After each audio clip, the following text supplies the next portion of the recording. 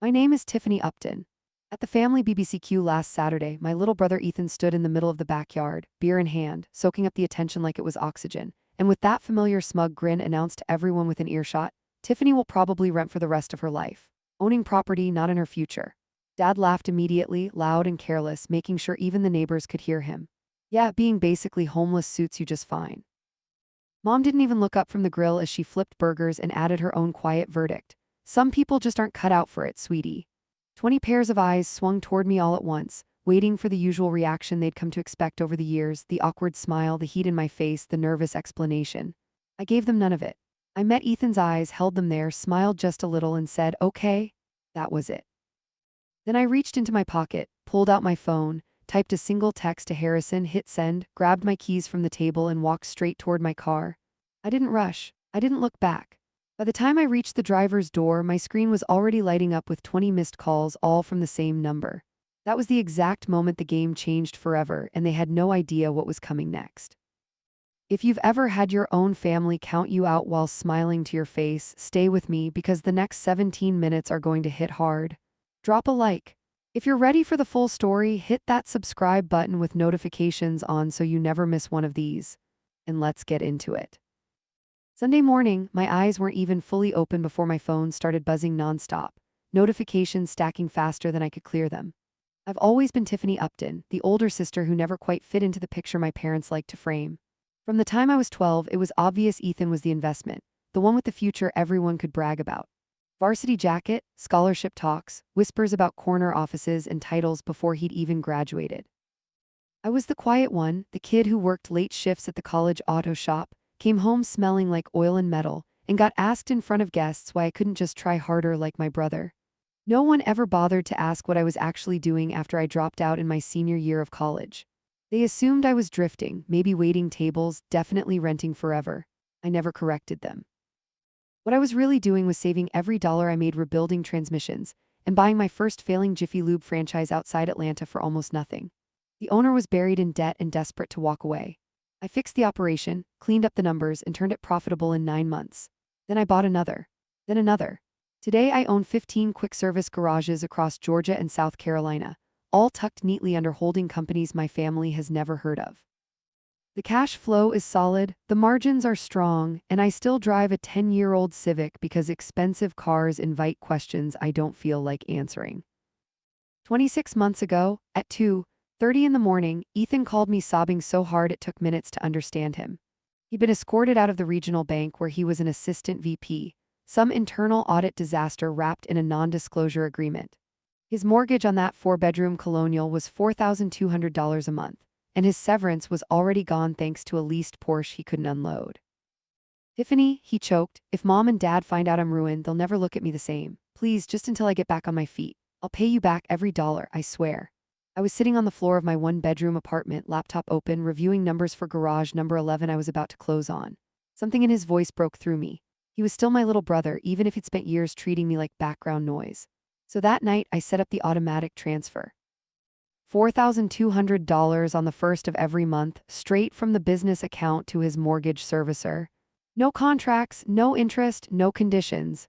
He said it would be 3 months, maybe 6. I didn't argue. For the first year, he texted me a thank you every single month, always paired with a new reason he couldn't quite take over yet. Certification courses, tough market, interviews that almost worked out. I never pushed, I just kept approving the payment. Around month 18, the thank you texts stopped. He landed another banking job, lower title, lower pay, but enough to survive if he lived normally. He didn't. Instead, he started posting photos in front of the same house my money was keeping afloat. Captions like hard work finally paying off and proof dreams come true. I saw every post. I never liked them. Never commented. I just kept the money moving. 26 months passed without a single mistransfer. 6 months in, a brand new matte black Ford F-150 Raptor appeared in his driveway, lifted, oversized tires. The kind of truck that costs more than most people make in a year. He posted it from every angle, bragging about grinding so hard. I scrolled past while eating cold pizza. Then came the country club weekends, the golf stories, the expensive gear, the sunset shots with living my best life splashed across the screen. I saw the charges on the joint credit monitoring app we still shared from years back, greens fees, bar tabs, pro shop purchases, all while my account quietly paid for his roof. He hosted cookouts at the house my transfers paid for, posing behind a massive stainless steel grill, steaks thick as bricks, friends raising beers to the camera. One caption read, "Paid this place off early. Feels good to own something real." Hundreds of likes poured in. Dad dropped fire emojis in the comments. He bragged in the family group chat about crushing the mortgage principal, locking in a low rate, how the bank practically begged him. Mom flooded the chat with heart eyes. Dad sent a voice note about how proud he was that at least one of his kids got it right. I left it all on read. Some nights he posted drunk, shirt half open on the back deck, talking about sacrifices that got him there. I screenshotted those, saved them in a folder labeled receipts, and approved the next $4,200 without a word. Then he bought a boat, trailering it to the lake every other weekend, wakeboarding with a beer in hand, captioned "Living the dream I built." I paid for the slip. He told everyone a different success story: crypto wins, secret deals, promotions. Every lie believed. Meanwhile, I wore the same jeans, ate from the same takeout places, and poured every spare dollar into buying and fixing 2 more failing garages. I stayed invisible while he built a kingdom on my money.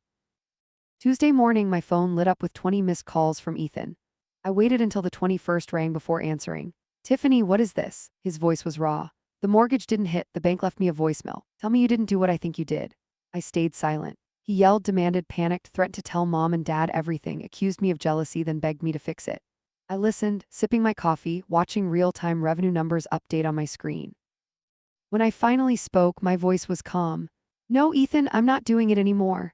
The line went quiet, then filled with rage, then bitterness, then a final click. 10 minutes later, the texts flooded in. First came screenshots of old conversations where he'd thanked me, promises to forward them to mom, dad, our cousins, his entire work group. Then long apologies, paragraphs about the treehouse we built when we were kids, how he used to stick up for me in school, how scared he was to lose everything he'd worked for, then straight insults again, calling me cold, bitter, a parasite who lived to ruin his life. I read everyone. He called back 6 more times before lunch, left voicemails that swung wild. One pure screaming, one just him crying. For almost a minute straight, one bargaining that he'd sign anything I wanted, one threatening to show up at my door if I didn't pick up. I let them pile up. By 3:00 he was sending Bible verses about forgiveness and family. By 4 he was back to telling me I'd burn for abandoning blood. By 6 he promised double payback.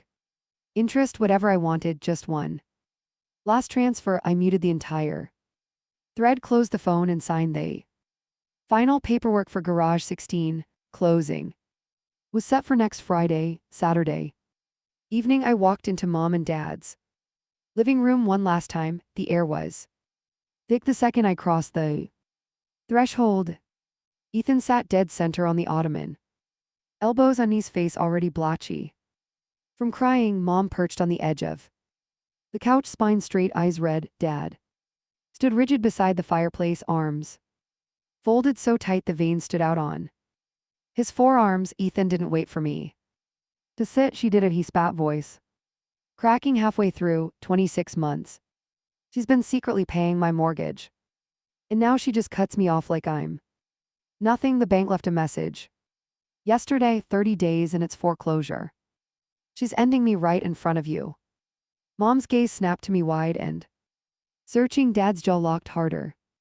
Ethan kept rolling, tears spilling faster. She let everyone think she was broke, scraping by while she was bankrolling my entire life behind your backs. And the minute I say one wrong thing, she pulls the plug. "Tell them, Tiffany, tell them how you've been playing puppet master this whole time."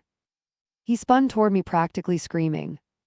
"Say it." I set my leather toad on the coffee table, pulled out the iPad, woke the screen, and turned it around.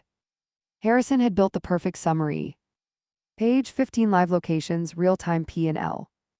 Net profit after every expense, debt payment and payroll, $82,411. For the month so far, still 10 days left. Below that, the latest appraisal package from the bank, total portfolio value $5.8 million, equity column bright green, no personal debt attached except the revolving lines on the businesses themselves. The room went dead silent. Mom leaned forward so fast she almost slipped off The cushion squinting at the numbers. Then at me, then back at the numbers. Again, Dad's arms dropped like someone cut the strings, his mouth opened, but nothing came out. Ethan stared at the screen, eyes bulging. That's impossible. Where the hell did you? I swiped slowly, photos of each garage. Branded signage, customer 5-star. Reviews, scrolling, tax returns. Insurance policies, bank balances. 7 figures. Dad finally managed to whisper 5.8 million. Mom's hand flew to her chest. Tiffany. All this time, Ethan took one stumbling step closer, face draining of color. You've been hiding this while you let me think, while you paid for everything and never said a word. I let the silence answer. Then Ethan dropped full knees too. The carpet, hands clasped so hard his knuckles went white. Tiffany, I'm sorry. I'm so sorry. I was wrong. I was stupid. I was cruel. Please, 6 more months. 3, just 1. I'll sign anything. I'll tell everyone the truth. I'll work for you, whatever you want, just don't let them take the house. Real tears poured down his cheeks, snot mixing in, shoulders shaking with full body sobs. Mom reached out like she wanted to touch his head, then froze halfway, hand trembling in midair. Dad just kept staring at the iPad, repeating the same 2 words under his breath like a broken record. 5.8. 5.8. Ethan crawled an inch closer on his knees. Please, sis, I'm begging you. I have nothing without that house. Nothing. You're all I have left. I looked down at him for a long, cold second. Then I spoke the only sentence I came to say. No more. I closed the cover, slid the iPad back into the tote, zipped it shut, and turned toward the door. Mom's voice cracked behind me. Tiffany, wait. Dad didn't move, didn't speak. Ethan's broken wail chased me down the hallway, raw and animal, echoing off the walls as I stepped onto the porch, pulled the door closed, and walked to my car without looking back. And weeks later, the sheriff's cruiser rolled to a stop in front of Ethan's house. 2 deputies got out, one holding the final writ of possession, the other carrying the locksmith's box. Ethan opened the door, barefoot, unshaven, wearing the same gray sweatpants he'd had on for 3 days. The lead deputy read the order aloud. A flat, practiced voice. Court ordered foreclosure. Complete. Occupant has 10 minutes to vacate any belongings left behind. Become property of the lender. Ethan tried to argue, voice hoarse, hands shaking. The deputy simply pointed to the signature line at the bottom. Judges stamp, no appeals remaining. Neighbors pretended to walk dogs that didn't need walking. Phones came out behind windshields. Someone started a live video titled Big House on Willow Creek. Getting locked today. Ethan dragged 2 battered Louis Vuitton suitcases down the front steps, the same ones he'd once posted from a private jet. A third bag split open on the driveway. Golf shirts and cologne bottles scattered across the concrete. The deputies waited in silence while he stuffed everything back in. They changed the locks, slapped the bright orange foreclosure sticker across the front door, took a photo for the court file, and left. Ethan sat in the Raptor for 20 minutes staring at the house that wasn't his anymore, then drove the 43 minutes to Mom and Dad's. With the radio off, they were waiting in the garage when he pulled in. No welcome, no open arms. Dad spoke first. Voice like gravel. Basement is cleaned out. You can stay there. Rent $500 a month. Cash first of every month. No excuses, no IUs. Utilities are included.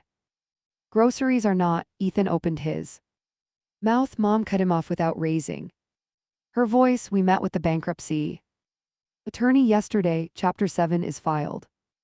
Everything non-exempt is gone. We are not touching our retirement accounts. We are not co-signing anything, and we are not paying one more bill with your name on it. That part of our life is over. Ethan's face crumpled. Dad kept going. We changed the Wi-Fi password, removed your profile from every streaming service, and moved the liquor cabinet into the safe. You want to act like a 30-year-old man? Start right now. Ethan carried the 2 suitcases down the Narrow basement stairs himself. The space smelled of mildew and old paint. Twin mattress leaned against the cinder. Block wall, no frame, no sheets. Single 60W bulb dangled from the ceiling. On a frayed cord, the mini fridge had his high school sticker on the door. Ethan's hands off, the only outlet was behind the water heater. That first night he slept in his clothes under a moving blanket he found in the corner. At 2:17 a.m. he sent me a photo of the cracked concrete ceiling with the caption happy. Now I didn't reply. 4 days later the trustee auctioned the Raptor online. It sold for $21,000 under the remaining loan. The deficiency judgment landed in his mailbox the following week. Mom and Dad never wavered. No grocery runs, no tank of gas, no $20 until payday. Ethan took an entry-level tech job at one of my garages, different county, $16 an hour. Every morning he clocked in, wearing the navy polo with the company logo I owned, spent 8 hours. Other people's cars in cash day. Paycheck that came out of the same profit center that used to keep his old house afloat, the country club. Membership lapsed, the boat was repossessed at the marina, the custom golf clubs appeared on Marketplace for a fraction of what he paid. Mutual friends quietly unfollowed or blocked him once. The full story spread through the neighborhood group chat. Mom set the basement lights on a timer off at 11 sharp. Dad removed the interior basement door handle so it only opened from the upstairs side. When Ethan asked for an advance on rent, Dad slid a printed list of warehouse and delivery jobs across the kitchen table, circled in red pen. Evenings he sat on the back steps, smoking off-brand cigarettes, staring at the pool that used to host 30-person parties. Mom watched from the kitchen window for a minute, then closed the blinds. He tried calling me every Sunday. For the first 4 weeks, I never answered. The voicemails went from rage to bargaining to silence. I deleted them all. By the end of week 9, the call stopped completely. That was the last direct contact I ever had with what was left of Ethan's old life. I took the last flight to Tampa on a cloudless morning. The building sits on the northern tip of Clearwater Beach, white concrete and blue glass, 15th floor. Corner unit. I had bought it cash 2 years earlier through a Delaware LLC. Nobody back home would ever connect to me. When the elevator doors opened directly into the foyer, I dropped my only carry-on, kicked off my shoes, and slid every balcony door wide open. Go. Air poured in thick with salt and heat, erasing every trace of Georgia. The second it touched the walls that same afternoon, I walked into a Verizon store, paid cash for a new iPhone, and ported my old number to a burner long enough to watch every contact go gray. Then I killed the old line for good. New number, new iCloud, new email, new plates on the car already waiting in airport. Long-term parking. Harrison handled the paperwork. Mailing address changed to a private box in Clearwater. Voter registration switched to Florida the same day. Social profiles either locked or deleted. By sunset, the old Tiffany Upton had vanished from every server my family could reach. They still tried. Mom started texting the dead number within 48 hours. Harrison forwards the screenshots when they bounce long paragraphs about how blind they were, how sorry they are, how they never once asked what I actually did for a living. Dad sent a single voice note that just repeated my name 3 times. Then nothing. I never pressed play. They drove to 3 different garages over the next month, showed my old driver's license photo to managers who had strict instructions. No information, call security if they return. They left after the 3rd location without a word. I furnished the condo slowly, deliberately. White oak floors, pale linen, sectional teak dining table that seats 8 but will never be used for more than 2. The only thing on the walls is one framed photograph, me at 26, standing in the first dirty bay I ever bought, holding rusted keys, grease on my cheeks, smiling. Like I already knew how the story would end. Mornings belong to the beach. I walk south before the umbrella renters arrive. Sand still cool water, the color of money I never needed to flash. I run the numbers in my head without trying. 17 garages now, 2 more in escrow. Projected net crossing 1,000,000 too.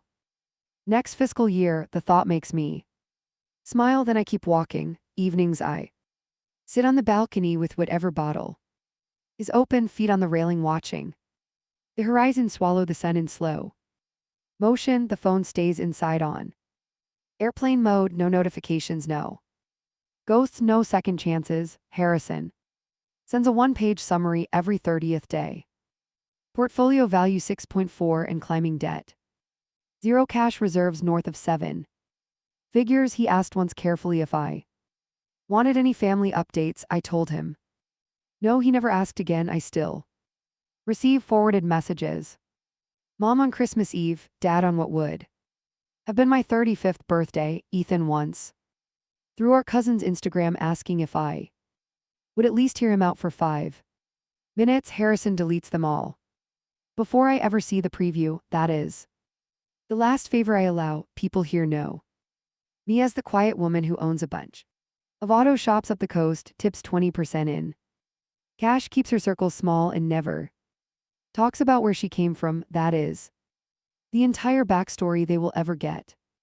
Years of being invisible taught me the only lesson that matters. Real family is not defined by blood, it's defined by who bothers to look up when you walk into the room. Everyone else is just a stranger who happened to share a last name. I don't hate them, hate his work. I simply remove them the way you remove a tumor. Clean cut, no hesitation, no follow-up appointments. The Gulf keeps doing what it has done for millions of years, rolling and pulling back, erasing every footprint the second it's made.